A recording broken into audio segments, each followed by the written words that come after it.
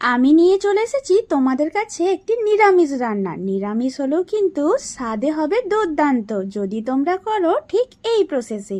দেখো আমি কিভাবে বানাচ্ছি, তার জন্য চলো আমার সাথে আমার রান্নাঘরে। দেখো, প্রথমে আগে থেকে সেদ্ধ করে রাখা সয়াবিনগুলোকে নুন আর হলুদ দিয়ে হালকা করে ভেজে নেব।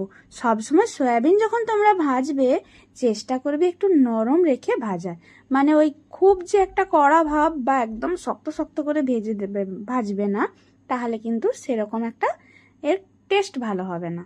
ওই গরম গরম ভেজে খাওয়ার জন্য ঠিক আছে, কিন্তু তরকারির মধ্যে দিলে সফটনেসটা হারিয়ে যাবে। তারপর অল্প কিছু পটল ছিল, সেটাকে নুন হলুদ দিয়ে ভেজে নিলাম।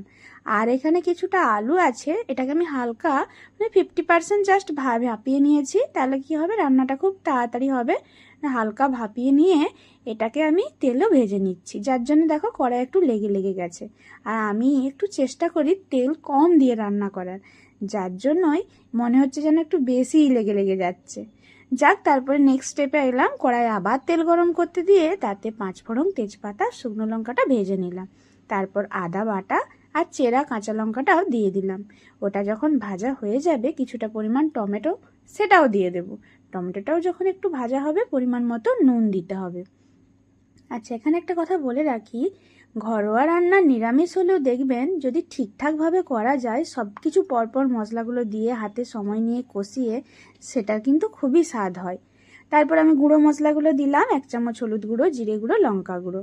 তারপর অল্প জল দিয়ে কষিয়ে এবার দিলাম আমি কিছুটা গরম মশলার গুঁড়ো, আর দিলাম 1 চামচ টমেটো সস। এটা কিন্তু আমি বাড়িতেই বানিয়েছি, একদম হোমমেড টমেটো সস।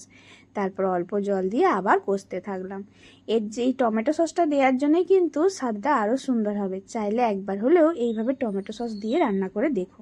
তারপর অল্প জল দিয়ে মশলাটা একটুখানি জাস্ট ফুটে যাওয়ার পরে সয়াবিন, আলু, পটল যেগুলো আগে থেকে ভেজে রেখেছিলাম সেগুলোকে তুলে 2 মিনিট বাস ভালো করে কষে নেব।